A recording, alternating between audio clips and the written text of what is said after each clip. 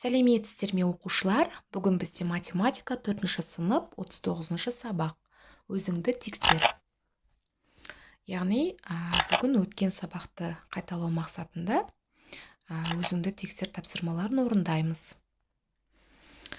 Бірінші, тікбұрышты параллелепипедтің көлемін табу формуласын қалай құрастыруға және пайдалануға болатынын білемін. Тікбұрышты параллелепипедтің өлшемдерінің әріптік белгілеуін жаз. Көлемді табуға арналған формуланы жаз. Фигураның көлемін есепте дейді. Яғни бізде тікбұрышты параллелепипед берілген. Міне,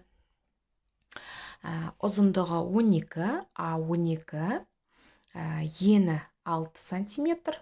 Міне Б, биіктігі 5 сантиметр. Көлемін табуымыз керек. Енді көлемді табу үшін ұзындығын, енін, биіктігін бір-біріне көбейтеміз. 12 көбейтеміз 6, көбейтеміз 5, яғни көлемі 360 сантиметр кубқа тең екен. Тікбұрышты параллелепипедтің көлемі 360 сантиметр куб. Екінші. Есеп шығарған кезде шамалардың ұзындығы, ені, биіктігі және көлем арасындағы тәуелділік туралы білімімді қолданамын. Қораптың көлемі 270 дециметр кубке тең. Қораптың ұзындығы 10 дециметр, ені 9 дециметр екендігі белгілі. Биіктігі нешеге тең? Яғни осы қораптың көлемі 270 дециметрға тең дейді. Ұзындығы 10 дециметр, ені, міне, ені 9 дециметр, биіктігі нешеге тең дейді. Яғни біз көлемді жазамыз 270 дециметр куб, ұзындығы 10 дециметр, ені 9 дециметр, биіктігі белгісіз. Биіктігін табу үшін А және Б-ны көбейтеміз, ұзындық пен енін көлемге бөлеміз. 270 бөлеміз, жақшаның ішінде 10 көбейтілген 9. 270 бөлеміз 90, яғни ұзындық пен ені 90. Тең болады 3 дециметр. Қораптың биіктігі 3 дециметрға тең екен. Құрама фигуралардың ауданын қалай табуға болатынын талдау жасай аламын. Үшіншісі. Фигураның ауданын әртүрлі тәсілмен есепте дейді. Яғни бізде А1 ұзындығы 10 метрге тең.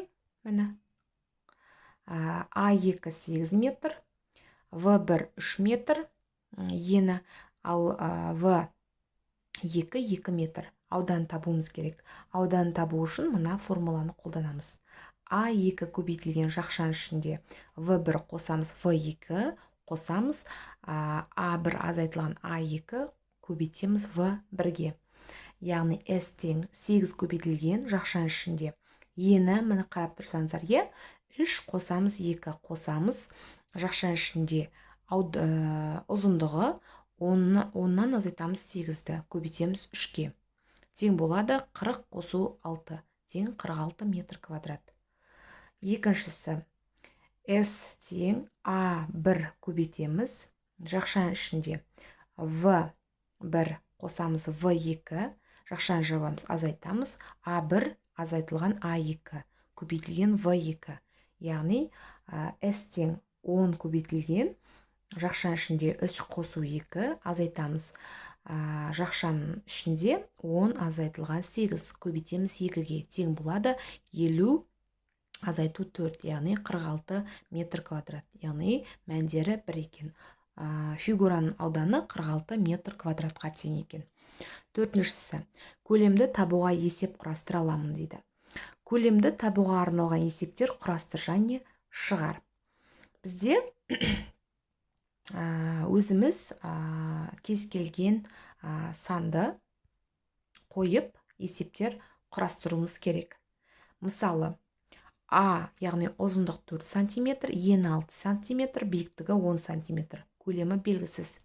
Сіздер осы сандардың орнына басқа өздеріңіздің құрастырған, ойлаған сандарыңызды қоюларыңызға болады.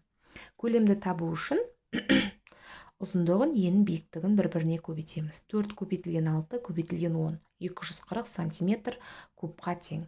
Көлемі 240 сантиметр куб. Енді бізде 5-ші есептердің шығарылуының дұрыстығын тексере аламын. Текстер кесте дұрыс толтырылған ба, қатесін тізже дейді. Яғни бізде ұзындығы 9 сантиметр, ені 5 сантиметр, биіктігі 2 сантиметр, көлем болады 90 сантиметр. Яғни бұл есебіміз дұрыс емес, өйткені ұзындығын, енін, биіктігін бір-біріне көбейтеміз. А көбейтілген В көбейтеміз С.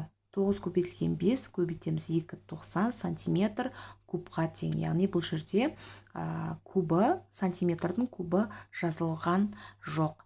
Екіншісінде ұзындығы 10 метр, ені 5 метр, биіктігі 4 метр. 20 метр куб болады деген. Яғни бұл дұрыс емес. 10 көбейтілген 5 көбейтілген 4. 10-ға 5-ті көбейтеміз 50, оны 4-ке көбейтсек 200 метр кубқа тең екен.